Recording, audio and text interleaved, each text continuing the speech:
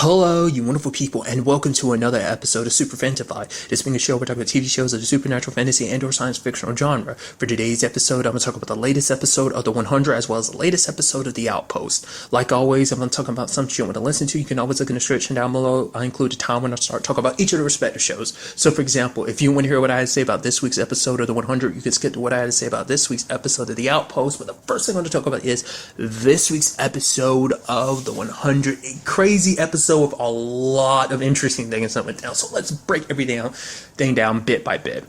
Obviously, you have Clark helping out McCreary because it's like, wait, what? Because for her, it's more of a situation that if she doesn't, he's going to kill Abby and, kill her in front of Abby, but also kill Maddie in front of Clark. So it's just kind of like each one of you is going to have to watch your daughters die. So there's that situation. Obviously, they're trying to help Abby with her situation, which Clark is kind of like, man, I don't like. She's like finding out. This is like when she finds out. It's not just the pills, but she finds out from McCreary and like, oh, your mom's in a situation that she's in. And Abby's like, you have to help me. Because basically, she needs to get back up on her feet in the 24 hours so that they can start curing all of McCreary and all of its men. Which we didn't see him pop up this episode at all. I'm curious where Vincent's stalking around, like where he's at in all of this. But I guess the last time we saw him was him disposing of the bodies. And it's so interesting because I brought up the whole like, oh man, he must be on some cannibalism. It turns out that was not too far off, just kind of in the wrong direction. It turns out that's what the Dark Year was about. It's like, yeah, that'd be pretty hard to digest because that's the first, at least in this storyline, that's the first time cannibalism has ever come up. They've never been forced in that situation before. But basically because of a fungus, like it was messing with their food, so they had like maybe a year's left.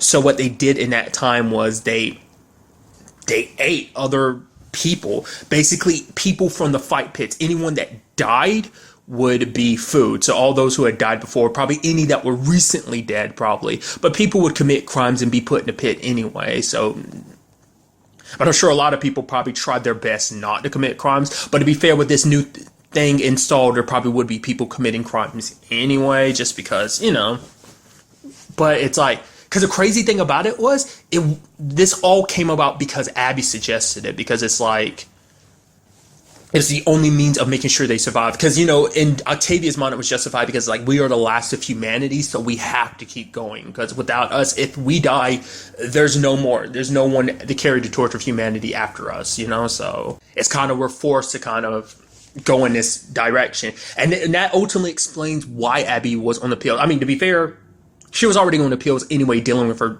situation. But it's like, it got worse because of what she did. Because for her, it's like, she's the one that suggested it. Like, Kane and a few others weren't going to do it anyway. Because it's like, at the very least, we have a choice. We always have a choice. But Abby suggested Octavia take that choice away. Like, it's so interesting. Like, Abby's the one that kind of helped shift Octavia into being who she is. Like, everyone played a little role in making Octavia who she is as Blood Reina. Like, Jaha kind of put it in her head. You're either one crew or you're an enemy of one crew. And now Abby's suggesting this, kind of taking away the choice, which is like, now you kind of see where that kind of came from again. Because, like, when she burned the algae, it's like, yeah, because that mindset was already in her head because of what Abby's like, yeah, you take away their choice for multiple reasons. One, it's like, this way you keep everyone eating. Because if you don't, they'll eventually starve to death. But it feeds into the other aspect of supply. If not everyone is fully, after a while, like eventually there won't be enough meat on people's bones so that when the time comes, they can't be potential food in the future, which is super messed up. But in a situation like this, you have to think that far into the future. And it's like, man. But Octavia forced them to eat, like killed people who didn't. Once again, you're not one crew, you're enemy of one crew. So you either eat or you die. And after like 3 people came, it's like, fine, I'll do it, I'll eat. And the others followed afterwards. And it's like, man, like I said, because Abby felt so guilty. That's what this was all about.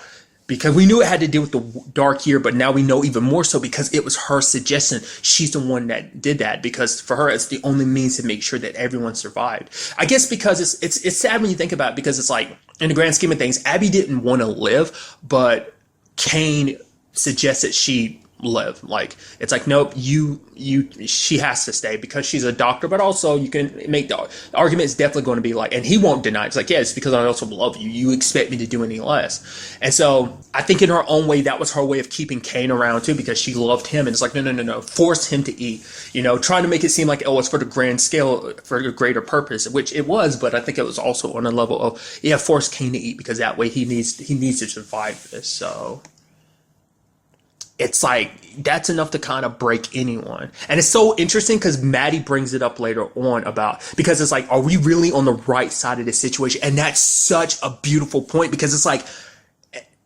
what side do you choose? Because it's like, dude, there's a lose on any type of situation you choose because it's like, you don't know who to choose. Because Kane put it so well. It's like, how do you choose between a monster and the devil? Which even then, it's kind of like, well, who's the monster and who's the devil in his eyes? Like, I mean, I feel like you'd be like, oh, obviously the monster's got to be like Octavia and the devil's got to be McCreary. But honestly, you can be like, I don't know with Kane, you never know. Like, it could be the vice versa of that situation. I don't know. I'm very curious to know specifically who he was referencing because in his mind, Octavia might be the devil. I could easily see him going that direction in his mind too, but I don't know. And it's something even Maddie said, it's like, are we really on the right side? She's like, this side you get to live, that's all that matters for her. But at the same time, it's like, yeah, but the problem is, yeah, we survive and everything now, sure, but it's living with yourself afterwards. I mean, look at what, Abby having to live with what she did, what she suggested kind of drove her to like pills and stuff like that. And to be fair, it's something Maddie ends up bringing up. It's because it's like your mom, she took that burden on herself so no one else would have to because they needed to survive. So all of that, she took it on herself so that no one else would have to carry that burden. It's like, it's hard enough that everyone had to do it, but at least it all falls back on her for being the one suggesting they implement this. She's the one that told Octavia to take away the choice in that regard too. So all that falls on her. But then Mad points out, it's like, you, Clark, have done the same thing. She's like, what are you doing? It's like, at Mount Weather. She's like, I never told you about Mount Weather. It's like, oh, which is interesting because it's like, oh, so you haven't told her everything. Because even Maddie's like, yeah, you didn't tell me everything. Which is like, when you actually think about it in retrospect, it's like, it makes sense Clark wouldn't tell her all the dirty details, any stuff that she had to do, because it's just like, no, they're meant to be like fun stories. Like, yeah, look at these heroes, our friends are heroes, my friends are heroes. But it's like, she left out a lot of the stuff she did, because for one, she's ashamed, but Maddie's like, no, you did what you needed to make sure that everyone survived. You took that burden upon yourself. And it's like, yeah, we know that she was been in exactly that same situation. Once again, using that Mount Weather situation. She wanted to make sure that she was the one that had to carry that burden and no one else. And we see how that kind of played out for a lot of people, in particular Jasper. That's kind of what sent him spiraling down the path that he went down. But for her, it's like, Maddie's like, I'm so ashamed of you now because of you choosing this side.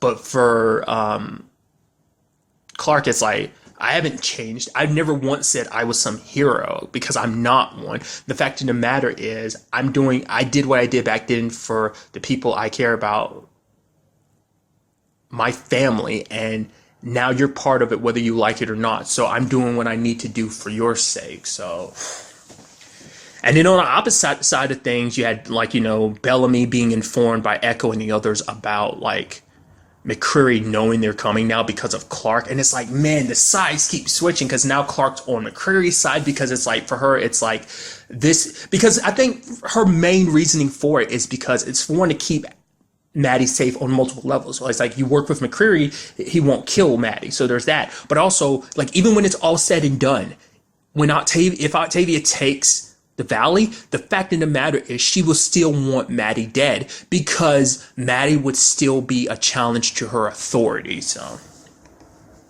then you had the whole situation. I like what Bellamy was saying. Yeah, basically you made it so your people can't go back. And the fact is we only have a certain amount of rations. And if we go forward, we're walking right into a trap. So you've killed your people. I hope you know that, because Octavia just kept marching forward. She didn't say anything to Bellamy or Indra. She was just listening. And then later on, when it was Bellamy talking to her, Nathan tried to reach for a handshake or, whatever, but he just walked right past him because it's like, nah, we're not to that point. And Bellamy saying the line, she's like, Octavia being like, oh, we're finally fighting side by side, brother. This is how it's always supposed to be. He's like, I'm not fighting this war for you. I'm fighting to get back to my family. And it's like, ugh. You felt the dagger go, cheek. It's like, that's so sad because in her mind, she wanted to do everything. Everything in her mind was to protect Bellamy, choosing her brother. Like, for her, this is like the only path, because in her mind, that this was the only way to ensure that her brother stayed alive, whether she outright said it or not. Which, I mean, obviously, last episode, she made it pretty clear she wanted Bellamy to live, but she couldn't show favoritism and all that. So she wanted things to kind of play out this way. And now it's sad, like, because now her and Bellamy may never be where they were before. Like, I mean, like I said, to be fair, over the course of the series, their relationship has always had ups and downs, especially during the whole Pike situation. So now, I don't know. Because it's like, in this particular situation, there was another option, but she chose not to submit to that option. It's like, no, it's my way or the highway type of thing. And it's kind of crazy when it's all said and done, the plan and everything they end up coming up with. Like, Octavia's like, you'll see, she's talking to Indra, she's like, it'll all be worth it, it'll be fine. Like, when we get to the valley, it'll all make sense. Indra's like, I hope so. And Octavia's like, it has to. That's what she's banking on. Like I said, Octavia herself is barely holding on after everything they've had to do to survive those 6 years, especially that dark year. She's like, everything's going to be worth it once we get to the valley, because it's like, oh, we struggled, we survived, and we made it here, so we can live good, we can live in peace. She's saying that's what she wants, because for her, the only way to peace is through all of this. She's like, like I said, you see that Blood Reina, like, persona kind of shatter bit by bit to the point, I think, when you get to the valley, I think it will hit her all at once, because it'll just make her go back and realize, like, all that she's done. Like, it's like, but there's no going back. All you can do is push forward, but how you go forward is what's going to determine all of this, because it's like, you can tell she's barely hanging on. I don't think it's going to fix everything. I think in her mind, she thinks it's going to be all well worth it. Yeah, because I got these people here, then it makes it okay. All that we had to do, all that we had to sacrifice, all that had to die to ensure that we had food. Because let's not forget, it's not just from what we saw. It's like, no, they were stockpiling food. Once again, it was about future supply as well. So it's kind of like, it was rough, dude. And I guess that dark year, like, did they ever... Because the way it's kind of implying, I guess it was just for that year that they had to eat like that.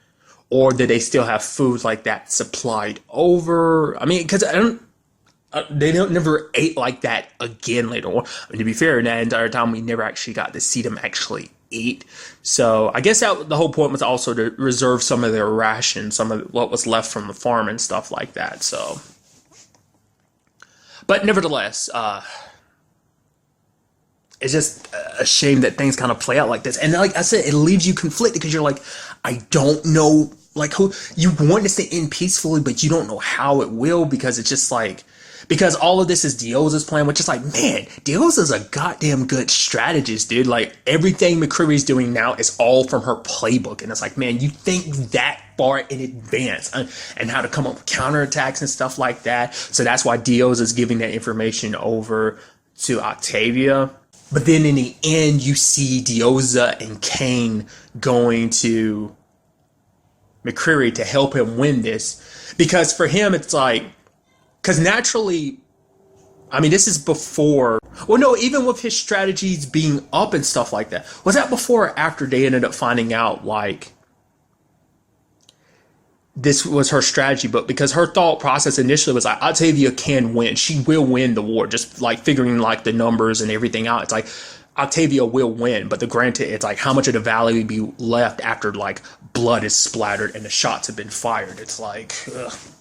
You know? And I guess in his mind that this is the easiest way to, like, in this potential situation, it's like, McCreary's the lesser of two evils. But a very small margin, I guess. But it's like, dude, I don't know. It's kind of, like I said, it's like a lose-lose situation. No matter which way you go, there will be mass casualties on both sides, maybe even more so. So it's like, we have Clark, Dioza, and Kane, and Abby, and Maddie on McCreary's side, but we have Bellamy and the others on Octavia's side, not necessarily 100% by choice, but this is his way of making sure, because for him, he made the deal with Octavia. It's like, when we take that place, we force them to surrender. So I don't know if that's part of Kane and Dioza's plan is to kind of force them to surrender. Like, is this their part of the plan too, or are they just switching sides? That's the question. We don't know at this point. Like, because Bellamy wants a full-on surrender. He wants there to be peace between everybody. That doesn't have to turn to a full-blown bloody war. Like, he doesn't want things to end that way. Because even Monty's like, yo, if you want, we can go to the front lines with you. And Bellamy's like, no, I want you guys to stay here at the camp. When it's all said and done, you come. And obviously we got 80 acres, so grow something other than algae. And it's just kind of like, man, to survive, man, it just, that's crazy. I mean, and I was watching it and it's like, oh, there's the previews for the season, you know, just commercials for it. And it's like, no good guys, no bad guys, only survivors. And I'm like, I feel like that has never been more truer in this season. Like that, I feel like things have never been this bad before, because they're not inherently evil on either side necessarily. They're just all fighting for the last bit of land. It's just their circumstances made them who they are. Like, even like the inmates, like, they became who they were because of circumstances. Yeah, they might have done stuff in the past and stuff like that, but it's just certain things led them to who they are now. They, like, their whole journey led them here. They didn't have to go through the struggle that the 100 and Sky Crew, as well as, you know, all of the grounders, you know, had to go through in all of this, you know, all after all of these years. Like, they weren't around for that struggle, and now it's just all that's coming together and to this eruption, you know. It's the best way. It's hard to kind of put into words what I'm trying to say, you know.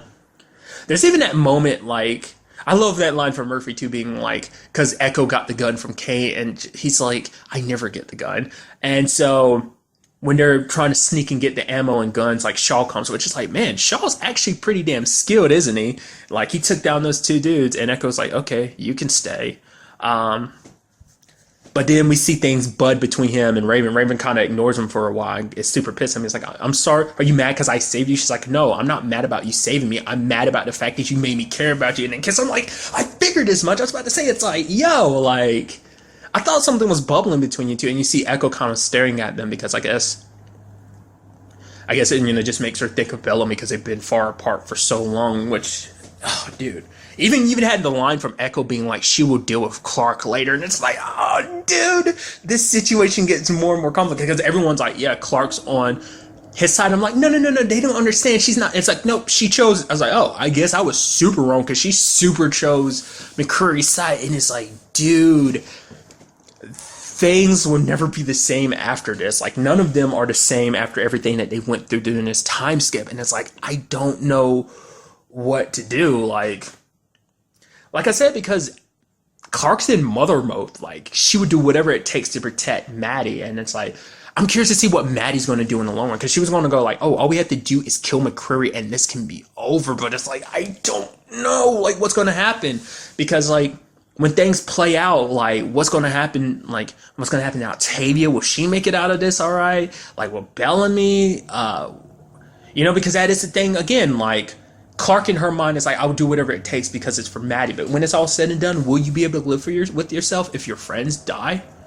In her mind, it's like, they made their choice. I'm looking after Maddie. That's all that matters. I mean, you can't blame her. Like I said, Maddie's like a daughter to her. So it's like, she's looked after Maddie for these past couple years. And it's like, I love her and she's my daughter and I will take care of her, you know? So it's kind of like that bond, that relationship, because even Abby can recognize it because she's like, oh yeah, I used to do the same thing. I used to watch you sleep too, you know. And it's like those motherly instincts, nothing else matters. Even friendships, even the bonds you've created with these different people don't matter as much as this, you know. She's protecting the two most important people to her mom and Maddie. So like I said, this episode was crazy, and it's going to be crazy seeing how this goes forward. We are nearing the end of this season, and I have no idea how this is all going to play out in the end. And now moving on to this week's episode of The Outpost. Quite a few things went down in this episode, so let's break everything down. Some clarifications about certain things I feel like I got wrong. For one, it seems, well, we kind of learn a little bit more about the Lakiri. In particular, its name is Bathnaro. That basically the place it's from, the world it's from, it's called the plane of shadow and ash. Because I love the whole situation of her being like, oh, how do I, like, in one sentence, explain it to me how to get rid of this thing. Because it ends up killing this lady. And I guess on some level, maybe it reacts to her emotions or something like that. Because it killed a lady because she was a little snappy with the lady. is interesting. So I don't know whether it just did that out of instinct because it was closing into her. So I'm wondering, like, if it got the urge, would it kill her? I doubt it would because, I mean, it might not like her. I mean, the way the blacksmith says, it's like, oh, it hates you. But I guess, like, more so than anything, it would never kill her because she is a black blood. I mean, I don't know. It was closing in on her, so I'm curious what it would have done. But it killed that lady nearby, so did it take its rage out on her, or is it just because of Talon's kind of like not really discontent, but just like her like raw emotion, just been like, never mind, just forget it. She's kind of a little flustered and upset that's why it killed her. I mean, we might end up finding out that it wasn't the Lakiri. I'd assume it was, but that might be the twist to things where it's like it wasn't Lakiri, but it's kind of all pointing towards it. It's kind of interesting that it has just got like a particular name. So I'm wondering, is it that's why I was kind of wondering before. It's like, are there more of it in its world, or is it the last of its kind, much like Talon? Because that might be what it does. That might be what kind of brings them together. They are the last of their species. We ended up learning that the reason why it serves her is because she's a black blood. Obviously, there's also that bug thing that kind of went inside of her when it went from her mom to her. So that helps them. But it's also because they are black bloods. That bug thing, I guess, can only exist inside of a black blood. But it turns out that they had a ruling commander before. Their emperor, his name is, was it Gezikon? And so that's what I'm thinking, is that they're descendants of him. So either it's like, whatever, like the reason why they have the ears and stuff like that is because either whatever he was before, like when their emperor, either he was exactly like them, he was a Lakiri himself and went off and or like, I feel like he wouldn't be because I was wondering, like, they have to be descendants of like a Lakiri or something like that for it to be their commander, not unless he was like the first person to ever. It might even not even be that. They're definitely descendants of this Gezikon, their first emperor, but it's more so like whatever he was, they are. So it's because you're descendants of this dude. Because for whatever in my head, I'm thinking like, oh, he must have been a Lakiri himself, and then he made it with a human, so they're like half Lakiri, half human, or whatever is what I was thinking. But it's just whatever he was. I mean, to be fair, that might still be true about what I was thinking anyway, just for like, because the question would be like, well, then where did the first black blood come from? Obviously, that would be Gezikon, but like, where did that come from? Not unless it's a Lakiri and something else, like whatever her ancestors are that eventually pass down the whole, like I say, because they're kind of very like elf-like, but it's like, maybe that's not what they are. Like, I don't know, we'll have to wait to kind of investigate and find out more about them. But another interesting thing that popped up in this episode also is the whole situation between, Gwen, Garrett, and Talon, because Garrett's telling Talon like, yo, you need to leave town because he doesn't want her to cause more troubles because of Gwen, because it's just, in all honesty, he's worried about Gwen. His job is to protect Gwen, and Talon, whatever she's up to, he doesn't really know her that well. He doesn't know the grand flow of her plan of what she has in mind. Like, he knows about her family being murdered, but he probably thinks only Magmore was behind it. He doesn't know that there are more people behind it. So, he doesn't want her causing trouble because any trouble she causes will fall upon Gwen. So Gwen will suffer the same fate as her. They will both get their heads chopped off. And it's just like, obviously Gwen's trying to lay low too because of the whole situation. So Garrett, and that causes a rift between him and Talon. But then like you have Gwen being like, yo, let's be buddies. And it's like, she's quite bossy when it comes to friends. She's kind of forceful on that department. Just kind of like, we're friends now. And like, Talon's kind of hesitant about the whole situation, but she gets her drawn a bath and stuff like that. It also seems like Talon's very particular about her ears because she didn't really have a problem until the servant Lily started touching her ears. She says, no, I can bathe myself. And then like, Gwen's going to burn all her clothes except for the jacket, which I assume it must be something from why that's so important. It might have belonged to, like I said, we still don't know 100% about Talon's story either. Like the last time we looked into her past was in the first episode when we saw that, there's that family that kind of took her in. We don't know for how long, and that's around the time she cut her ears. So it's like, we don't know whether she stayed with them a long time, whether it's a reminder of them. Because she's been alone for a long time. So it's not like, she stayed with that family for a while. And, she might have moved on immediately and just kind of been on her own ever since, so obviously, being who she is, she's kind of known to like always kind of rely only on herself and not many people. So not many people she can, rely on. So, But it's interesting because Gwen's just kind of like, oh, we'll be the bestest of friends. We'll tell each other our secrets until we know everything there is to know about each other. Like I said, she's very forceful. But I think it's because, much like Talon, she doesn't have a lot of friends. She's surrounded by people, but, you know, that's probably just makes you that much more lonely because, like,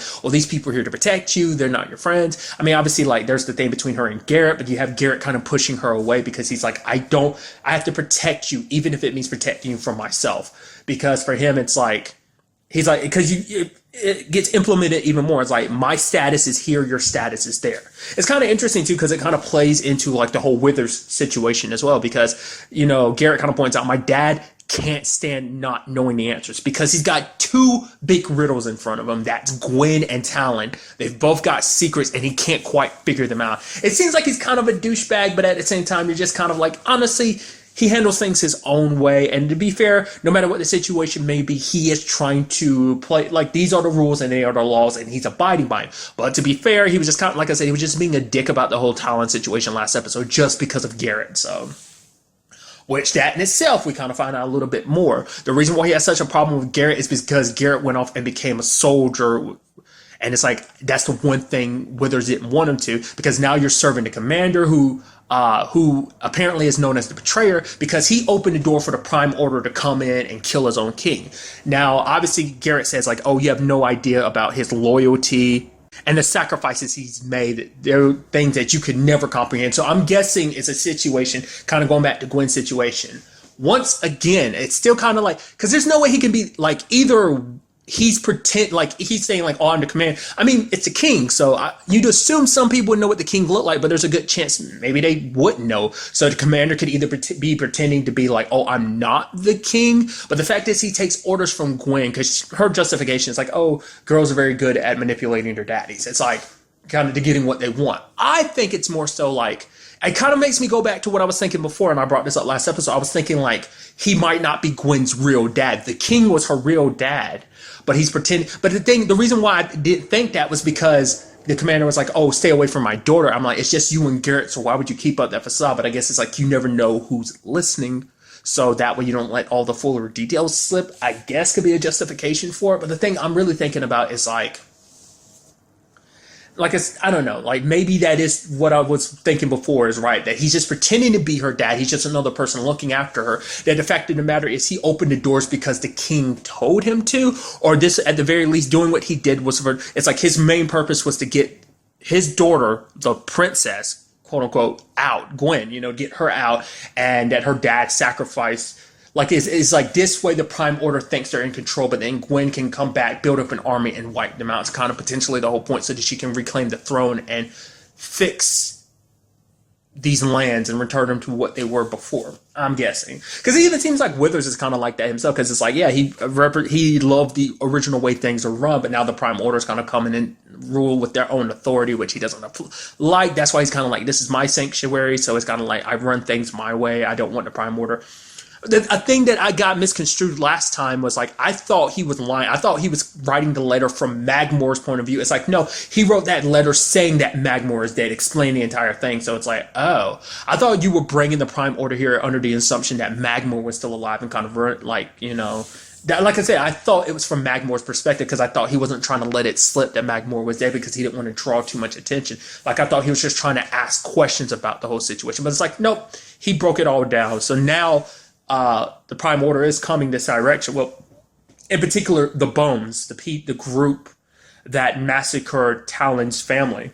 And I love that one of the dudes is kind of like, yo, like, hey, we'll work for you. It seems like Magmore's the only one that took that position. Everyone else got paid, but Magmore actually works for the Prime Order.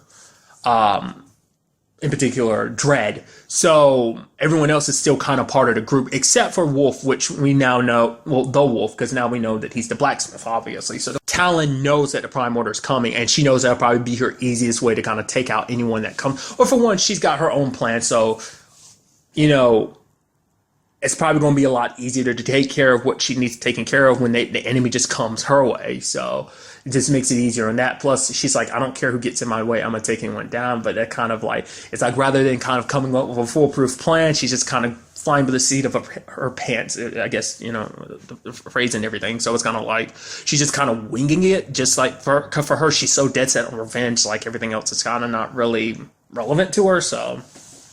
But I thought it was kind of interesting, Trevor. It's like, yeah, if you don't do this, you're asking for money, getting paid. It's like, your payment will be not meeting my Inquisitor and slowly being tortured and killed. It's like, oh yeah, we'll do it then, you know. So that's definitely going to be interesting. Rather than just worry, because Talon knows the wolf is in town because of Magmore, but the fact of the matter is now the rest of the crew is coming too. I don't remember how many there are. There's like 7 altogether, so there's at least 5 making their course to her now that Magmore's dead and the wolf's in town. Once again, she doesn't know that because she's looking for the marks, but who's to say that the wolf didn't burn off his mark years ago? Because I'm curious to find out how he became part of the bones and why, like, seeing what he saw was enough to kind of change his mind, why that miracle, like, changed everything for him. Did he already know, like I said, brought up last episode, maybe he knew a bit about the legend and then he built upon that, or just was like, oh my god, this is crazy. I mean, that's probably something no one's ever seen before. Maybe Dredd knows all about it, because we still don't know why he wanted the Black Bloods wiped out. What does it have to do with this whole Lakiri situation? Like, what's that all about? Like,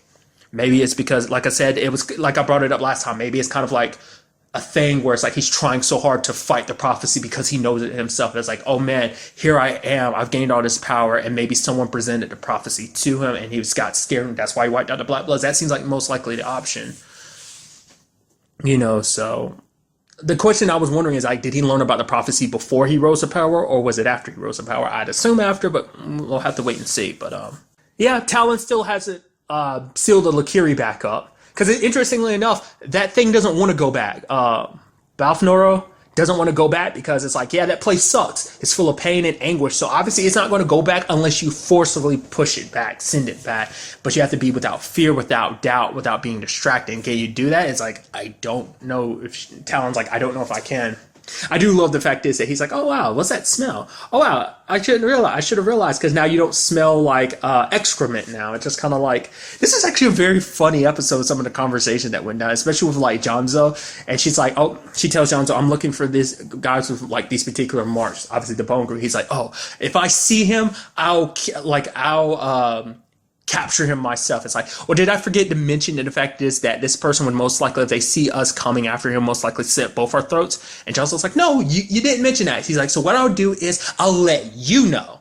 It's like, but I won't let him know that I know. But I'll know, he won't know that I know that you know that he knows. And it's like, wait, what?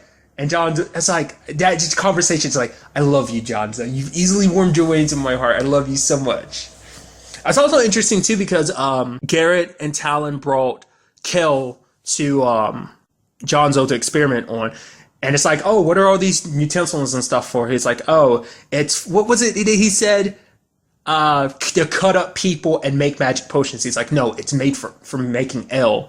And Talon's like, yeah, I brought him to you because you're the closest thing to a scientist and healer. And then like Jonzo got it. He's like, oh, you think so highly of me? Okay. I just love that, like, because everything he does is kind of to impress Talon, because like it's like, oh, we're going outside the wall to get some of these dead plaguelings. It's like, you lied and told me that Talon would be here. It's like, yeah, you just stay away from her. He's like, no, she's perfect. He's like, she's dangerous. And John just kind of got that type of face on, because it's just like, no, don't you dare bow mouth my beautiful goddess Talon. It's just like, you can tell he's in love. I even love the conversation with Munt, because Munt's like, yo, I hear that this whole Plaguelings curse is by a witch, because if you look at a witch with lust, he's like, so you're telling me this is all about, so you're telling me this lady looked at a witch, lusted after a witch's teats, and that's why this all happened. It's like, hey, I've heard ladies like ladies, I've seen it myself. And he's just like, man, you are so full of information, big guy. So I love that. Just that conversation of just, I mean, it's just interesting to me that he thinks that's what this is all about. It's like, oh yeah, witches cursed them because they looked upon these witches with lust. And I was like, okay, that's an interesting theory. To be fair, Munt's kind of considered the idiot. I didn't realize that too. Like, all three of them are brothers. I was like, at first I was like, oh wow, all three of you are brothers. It's like, because they end up, it's like, oh yeah, Bill got killed by the worm. Poor bastard. I was like, oh man. It's like, oh, she looks a little distraught, but then she kind of gets over it quickly. She's like, I never really cared too much about Bill. That sucks. I mean, to be fair, you kind of send him to his death because you sent him after the worm. Wasn't expecting the worm to be who he was. Kind of just, I was like, I thought he'd grab you and threaten you and be like, oh, why'd you do, oh, why you follow me? Who sent you? But it's like, no, he knew exactly what was going on and just slit his throat and cut his head off. It was like, that's pretty brutal. Wasn't expecting that from him. But it's like all three of them were adopted, Munt, Bill, and Jonzo. And it's kind of like, oh, our brother is dead. Because it was like, oh, she was like, I was setting Bill up to be the one to kind of take care of the business and stuff like that. And Munt's like, why don't you give it to me? Well, I thought, hey, I'm still here, Mom. But it's like, no, you idiot. You didn't even check the bag before you brought it in here. He's like, I don't get it. Yeah, that's the point. It's so sad. Even though she talked about all that, she's like, oh, praising him and stuff. It's like, let's not forget, once again, she said she didn't really care that much for Bill. It's like, she's kind of a shitty mom in that regard, because she doesn't really, she calls her sons idiots and just kind of like, I have no choice. You're the only ones that will do what I ask you to do. She's even called, she went as far as like when Jonzo was messing with the jacket and Sean was like, oh, this is the worm's jacket. He was tasting something on it and it was birds. I assume that was bird shit. I'm assuming, but maybe it's something else from birds. I guess that's just his way of knowing where the worm is, or at least where he goes. But the entire time he's doing that, like his mom Eleanor's just kind of like, weirdo. It's like your mom calling you a weirdo. That's kind of sad. But in the long run, I assume that because she's telling me, oh, just do for once in your life, do something for me. You know, it's just kind of like, oh wow, just kind of, you know. I mean, he makes the ale and stuff for you, kind of helps keep business going, which we now have Talon working there as well, handling things. So that's going to be interesting, because she's got the new dress from Gwen, and she feels weird in it because it's just like, look, it's got my boobs all pressed up and stuff like that. And that poor lady, she was having a conversation with the one who ended up dying, just kind of looking at her. She's just like, forget it, because she got all flustered and everything, because it's like, I'm having this conversation out loud, just forget it. Like I said, I am curious to see what that's, going back to it, I am curious what the significance of that jacket is. Like, is that something of her mom's? I would assume, because I was like, it can't be something of her brother's, could it? I'd assume it has to be something of her mom's, the only thing she probably has left of her mom. Potentially, I'd assume. Because she didn't care about anything else but the jacket, so, or not unless it's something else she got along the way. Maybe from the dude that died at the beginning of the series, the dude she was kind of running the scams with and stuff like that. So then you also have that little bit of flirtation between Garrett and Talon. It's almost because, you know, they're making innuendos of like, oh, I can be your sparring partner. I can go a few rounds. Oh, I can go more than a few rounds. I was like, whoa, whoa, whoa, whoa, whoa, what? I was like, I already felt like something was going to happen there. I guess it's also because it's like, well, in Garrett's mind, it's kind of like, well, there's something more likely to happen between him and Talon, because it's like, well, I don't, you know, because nothing could happen between. I don't know. Like, they're being all flirty and innuendos and stuff like that, but it's going to get complicated because it's like, oh, Gwen and Talon are friends, but that's going to get even more complicated if something happens between Garrett and Talon because of the whole Garrett and Gwen situation, which I don't know. Even if that is the case, I feel like maybe he wouldn't make a move on Talon or like let anything happen between them in particular, just because things between him and Gwen, but you never know. Like I said, plus there's the whole Jonzo situation, because you know Jonzo has a serious crush on Talon, so I'm curious to see what happens on that front. Plus, like I said, we still got that Roman Lakiri around. It's killed one person, potential. Like I said, I'm still not 100% sure on that, but we'll see. Like I said, it kind of all the evidence kind of implies that it did it, but I'm curious to see, will that Lakiri situation has got to be dealt with. So with all these other developments, like the Bones group making their way to the Outpost, like I said, Withers trying to figure out his riddles behind Gwen and Talon. Plus, I was wondering, like I brought up before, like what the whole situation was going to be about Eleanor's situation with the God, what was it again? The thing that she's trying to get from Worm. I mean, because now that like both of them got a target on their back, because Worm screwed things over for Eleanor, but Eleanor screwed things over with Worm. He tried to actually kill her, but luckily Talon was there to kind of defend her. But nevertheless, it seems like that's her big. She wants to kind of get powerful. She wants to take over the world, the whole world to beat hers, but at the very least a big chunk of it. So by taking over like Worm's business and contacts and stuff like that, she can get more position and power, which I guess Jonzo doing what he's doing is going to eventually help to that. But like I said, we'll see in the long run what happens in the next episode with all of this. But really, that's all I want to talk about. To the next time we meet, be happy, be safe, live life to the fullest, and enjoy it. Good day and goodbye.